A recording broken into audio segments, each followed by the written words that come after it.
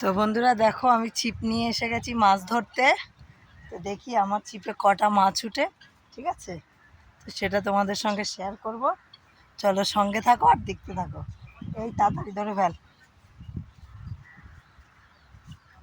তাড়াতাড়ি ধরে ফেল, তাড়াতাড়ি তাড়াতাড়ি তাড়াতাড়ি।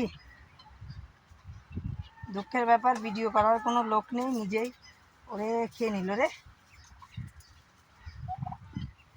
তনু, আসতে পেরেছিস?